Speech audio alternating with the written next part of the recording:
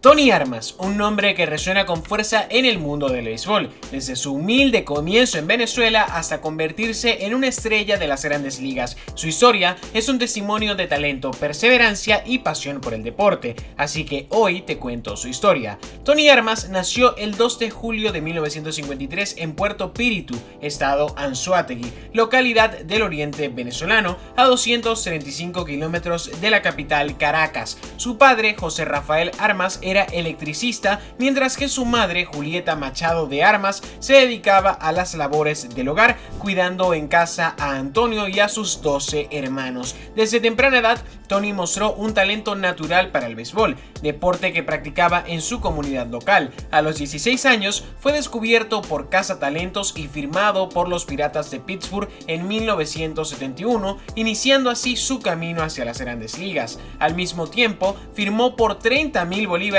para jugar pelota invernal venezolana con los Leones del Caracas, club en el que anteriormente habían jugado dos de sus ídolos, Víctor Davalillo y César Tovar. Tras su firma con los Piratas, Armas comenzó su desarrollo en las ligas menores, donde destacó por su poder al bate y habilidades defensivas en los jardines. Su desempeño llamó la atención de los Atléticos de Oakland, quienes lo adquirieron en 1977. En cuanto al cambio, Tony reflexionó: no tuve oportunidad de jugar porque los Piratas tenían muchos buenos jugadores. En el momento en que yo estaba en esa organización estaban Roberto Clemente, Al Oliver, Willie Stargell, Dave Parker, Richie Sixx y no tuve oportunidades de ascender. En 1977 me quedé sin opciones, así que tuvieron que mantenerme en el roster o canjearme. Al último momento me cambiaron a los Atléticos. Fue allí donde tuve la oportunidad de mostrar todo mi potencial. Y es así, con Oakland, Tony tuvo la oportunidad de consolidarse como jugador de grandes ligas, demostrando su capacidad para conectar jonrones y su potente brazo en el jardín derecho.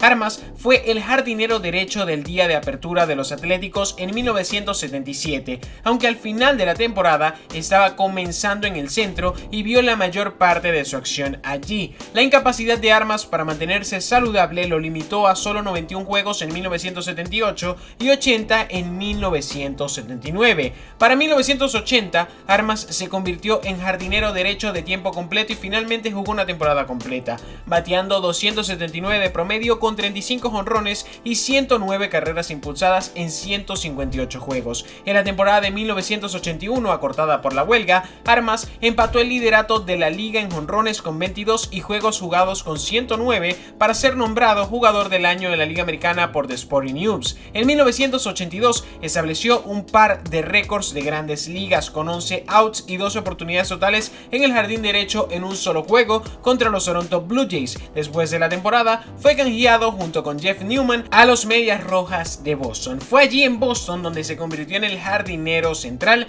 compartiendo los jardines con Jim Rice, quien era el left field, y D.Y. Evans, quien era el jardinero derecho. Aunque fue abuchado por los fanáticos por su bajo promedio de bateo, 218 en ese momento, se ubicó segundo en la Liga Americana con 36 vuelas cercas y séptimo con 107 carreras impulsadas. Armas tuvo un año monstruoso en 1984, bateando 268 de promedio y liderando a la Liga Americana con 43 jonrones, 123 carreras impulsadas, 77 imparables de extra base y 339 bases totales. Fue nombrado para el equipo All-Star de postemporada de la Liga Americana por The Sporting News y UPI y fue co-MVP de Boston y quedó séptimo en la votación para el MVP de la Liga Americana.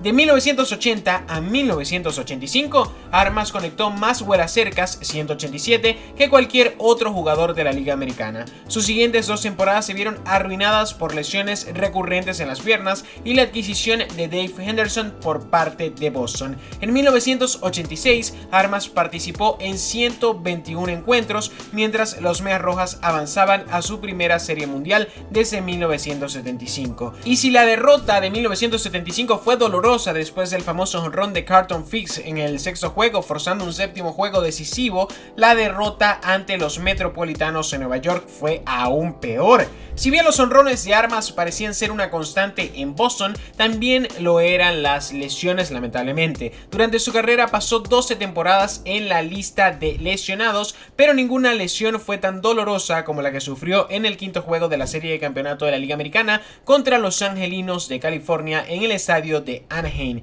En la segunda entrada, Armas persiguió un elevado largo bateado por Doug DeCines. Dicho esto, qué mejor que el mismo Tony narre lo que sucedió. Muchas de mis lesiones en las piernas fueron por correr, pero la del tobillo fue porque me enganché en la cerca del jardín central. Ahora están acolchadas, pero en ese entonces las paredes eran todas de concreto. Dave Henderson reemplazó a Armas por el resto de la postemporada, teniendo un impacto inmediato en el roster de los Medias Rojas. Traté de jugar, pero ya no pude más, dijo Armas, y entonces me reemplazó Dave Henderson e hizo un muy buen trabajo. El jonrón de Henderson en la novena entrada en el quinto juego contra Anaheim evitó la derrota de los Medias Rojas, y en la 11ª entrada impulsó la carrera de la victoria con un elevado de sacrificio. Aunque el tobillo de Armas mejoró, Henderson aprovechó al máximo su oportunidad. Armas fue sentenciado a la banca. En la Serie Mundial, Armas se limitó a una sola aparición como bateador emergente en el séptimo juego después de 15 días sin ver acción.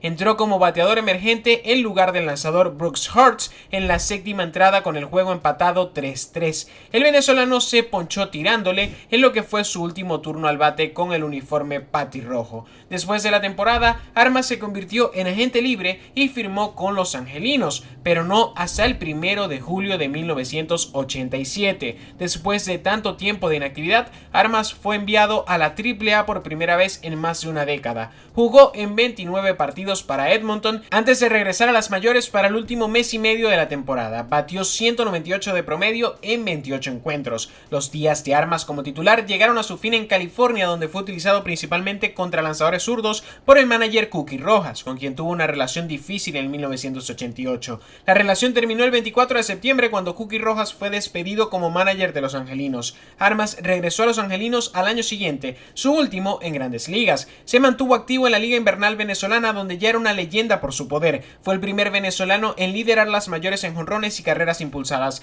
pero sus 251 jonrones de carrera lideraron a todos los venezolanos. También fue el rey de los jonrones en la pelota invernal venezolana, después de conectar su jonrón número 97 en el último turno al bate de su carrera en la temporada 91-92. Su marca fue superada por Robert Pérez en 2008. Armas jugó algunas temporadas más en Venezuela, pero la rodilla lo lastimó mucho y tuvo que descansar unas semanas de vez en cuando. El jonrón fue siempre la carta de presentación de Tony Armas. También resultó ser su carta de despedida. Fue inversionista del Club Caribes de Oriente y allí pudo cumplir otro sueño, jugar con sus hermanos Marcos y Julio, los tres ocupando posiciones de jardines. Ambos hermanos siguieron los pasos de su hermano mayor, pero solo Marcos logró llegar a las mayores con los Atléticos por un breve periodo en 1993. Tony y su esposa Luisa de Armas tuvieron 6 hijos. El tercero fue su hijo Tony Armas Jr., quien jugó 10 temporadas en las Grandes Ligas con los Expos, los Nacionales, los Piratas y los Mets entre 1999 y 2008. Después de dejar de jugar, Armas siguió activo en el béisbol, principalmente en la Liga Invernal como entrenador de los Leones del Caracas. Tony Armas Jr. también jugó con los Leones. En 1998, Armas fue incluido en el Salón de la Fama del Béisbol del Caribe,